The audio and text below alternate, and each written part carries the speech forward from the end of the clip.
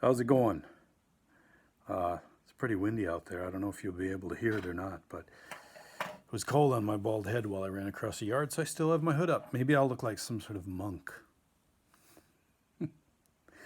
I thought tonight I'd read the opening paragraphs of Truck, a Love Story, because the ground is softening up out there. Our garlic has popped up and kind of looking at maybe putting in some garden. The story begins on a pile of sheep manure the size of a yurt. Dad stacked it alongside the barn one winter, and I climbed it, a fact documented in a 30-something-year-old photograph of a miniature me waving from the rounded peak, clearly thrilled to have summited the dung. That reminds me, so I did a humor recording a long while back, called I Got It From the Cows. And that picture is actually featured on the cover of it. It's no longer available as a CD, but it is available as a digital download via either CD Baby or the Sneezing Cow store page. Not that I want to turn this into some sort of pitch. All right. I am thrilled to have summited the dung. So there I am, little me, on top of this pile of sheep manure. My jacket is unzipped and the sun is bright, but the landscape is blank with snow, and the shading of the sky, bleached horizon rising to a zenith of cyanotic blue, and not a cloud to be seen, suggests the day was cold and deepens the green of the tall pines in the background. My hood is up. Oh, perfect.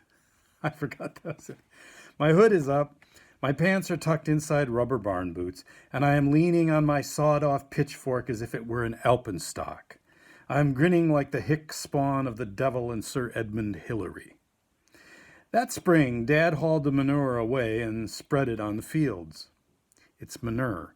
I've always said manure, but I did a PBS show one time, and the producer made me say manure, and now sometimes I double clutch and say manure, but it's manure. Manure. Manure is not to be found in these parts. That spring, Dad hauled the manure away and spread it on the fields. The spot where this pile once stood was marked by a circle of earth stained dark by all the good juice that had percolated down. When Mom and Dad put in their big garden across the yard that year, they gave my brother John and me some sweet corn and pumpkin seeds to plant in the stain. The plants rocketed from the earth. In another photo taken later that summer, John and I are standing barefoot before the patch.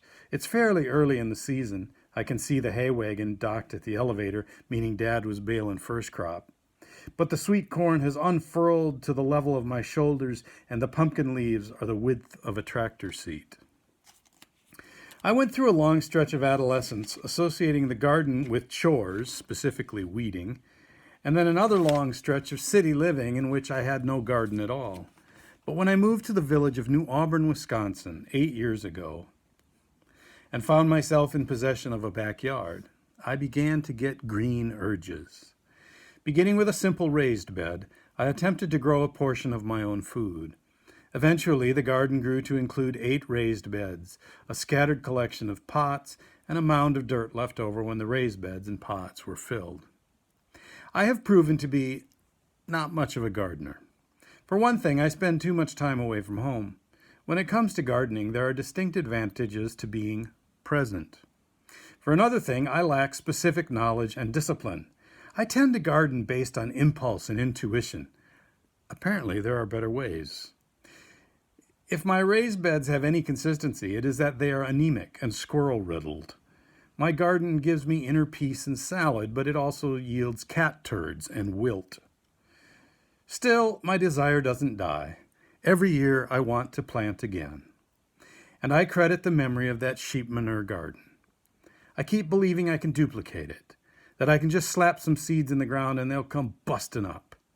If you drove down the alley behind my old house this past winter and saw the light in the basement window above my gardening bench, or saw me bent over the raised beds transplanting seedlings in the spring or yanking weeds in the summer, or if you saw steam on my windows as I blanched the skins off the last of my tomatoes, that was me living out the annual year of the garden, driven in part by appetite and thrift.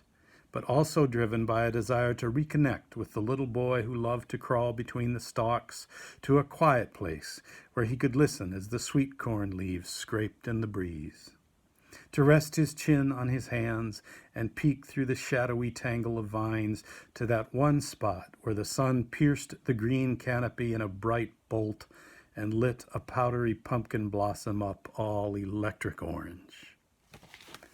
I think that's one of the reasons we garden for all the obvious reasons, but we also return to the garden because we're returning to memories, sense memories, and memories of smell. And anyway, kind of rattling on, aren't I?